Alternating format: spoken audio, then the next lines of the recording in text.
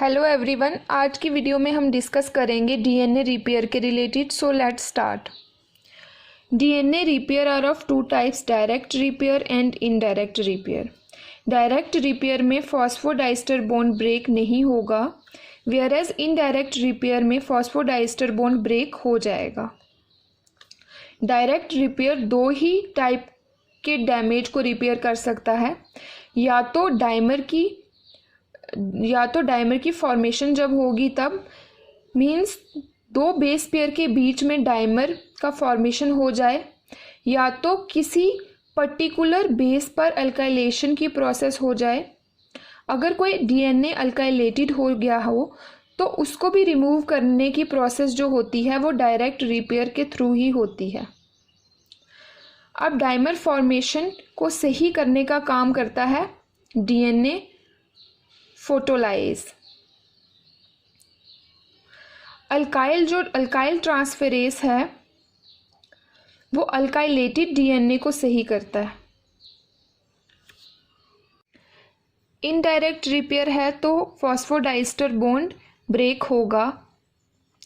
Phosphodiester bond जो है तो दोनों स्ट्रैंड्स के बॉन्ड ब्रेक होते हैं या सिंगल स्ट्रैंड के बॉन्ड जो होते हैं वो ब्रेक होते हैं।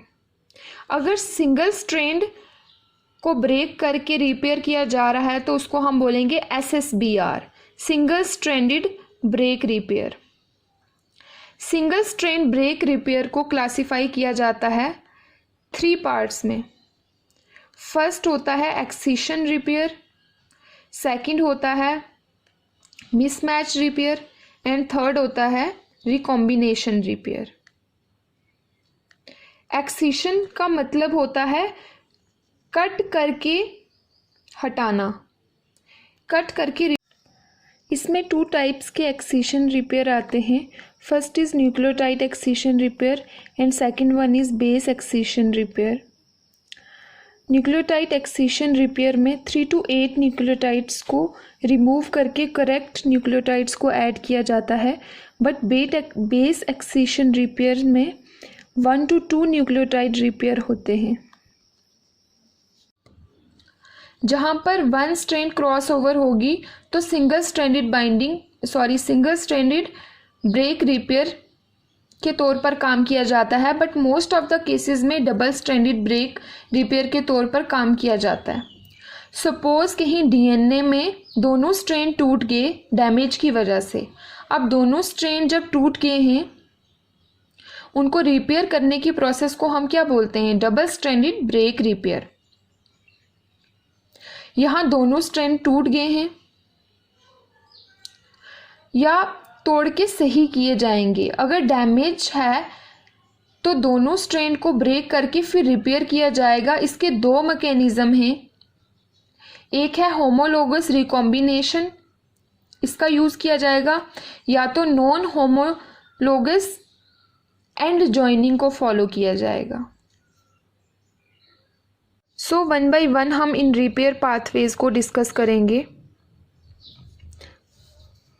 सबसे पहले हम डायरेक्ट रिपेयर को डिस्कस करते हैं। Direct repair does not replace altered nucleotides but instead restores their original correct structures. Direct repair phosphodiester bond को तोड़ता नहीं है, ये रीस्टोर करता है करेक्ट स्ट्रक्चर के तौर पर।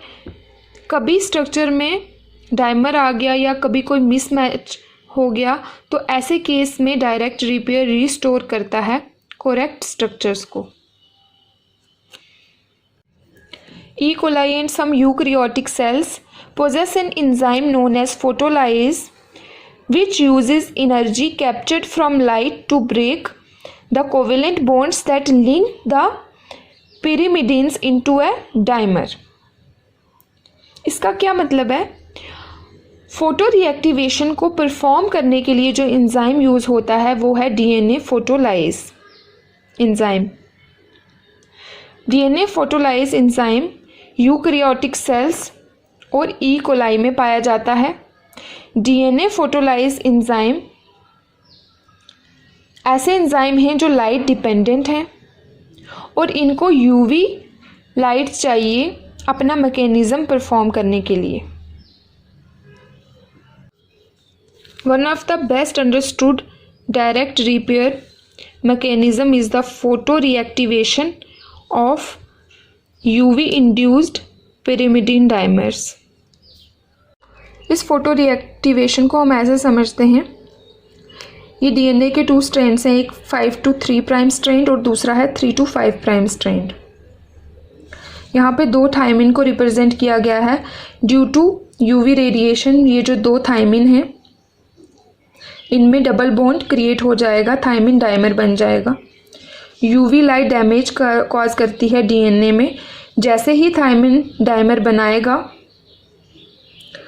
जहाँ से ये हाइड्रोजन बॉन्ड बना रहा था वो टूट जाएगा, वहाँ पर कहीं ना कहीं डैमेज की तरह बिहेव करेगा। ये जब ट्रांसक्रिप्शन होगी या रेप्लिकेशन होगा तो डैमेज ट्रांसक्रिप्शन एंड रेप्लिकेशन में हिंड्रेंस क्रिएट करेगा।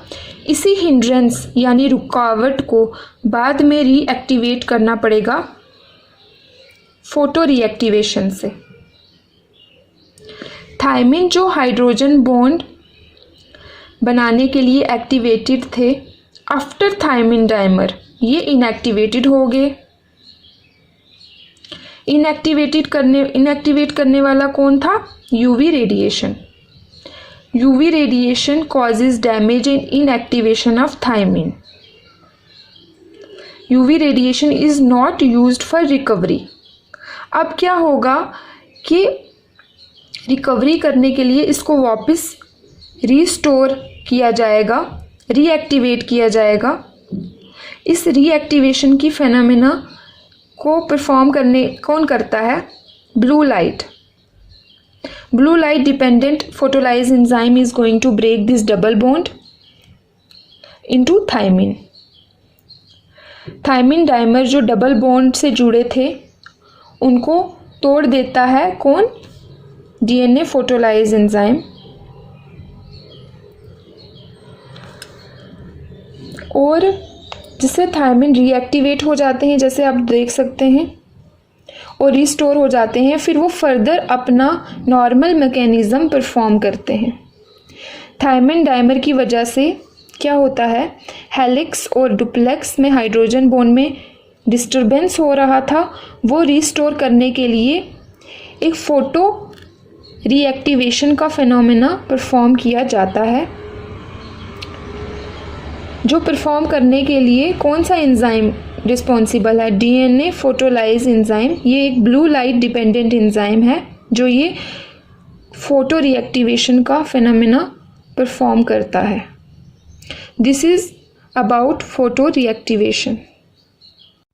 Next repair pathway is base excision repair.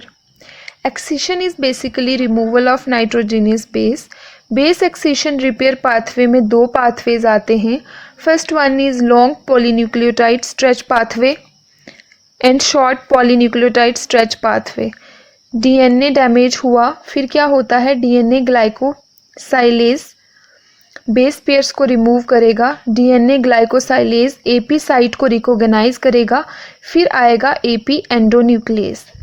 AP endonuclease निक और ब्रेक क्रिएट करेगा शुगर फॉस्फेट बैकबोन पर और क्लीव करेगा पॉलीन्यूक्लियोटाइड चेन को 5 प्राइम साइट पर। शॉर्ट पैच में क्या होगा? Polymerase beta short patch of base pairs that is 1 to 2 base pairs का रिमूवल करेगा। DNA ligase 3rd and XRCC1 seal कर देगा गैप को। वेयरएज इन लॉन्ग पैच निक को रिप्लेस करने के लिए पॉलीमरेज डेल्टा एंड एप्सिलॉन आएंगे। FEN1 that is flap endonuclease 1 10 to 12 base pair को रिमूव करते हैं। डीएनए लाइगेज 1 सील कर देगा गैप को। जैसे हमने देखा था शॉर्ट पैच में डीएनए लाइगेज 3rd सील कर देता था गैप को और यहाँ करेगा डीएनए लाइगेज 1। आज की वीडियो में हमने डीएनए रिपेयर मैकेनिज्म का ओवरव्यू देखा और डायरेक्ट रिपेयर मैकेनिज्म और बेस एक्सिशन रिपेयर मैकेनिज्म को कवर किया। नेक्स्ट वीडियो में जो बाकी डीएनए मैकेनिज़्म हैं उनको डिस्कस करेंगे। आई होप आपके लिए ये वीडियो यूज़फुल रही होगी। If you like this video please subscribe my YouTube channel for more such videos. Thank you.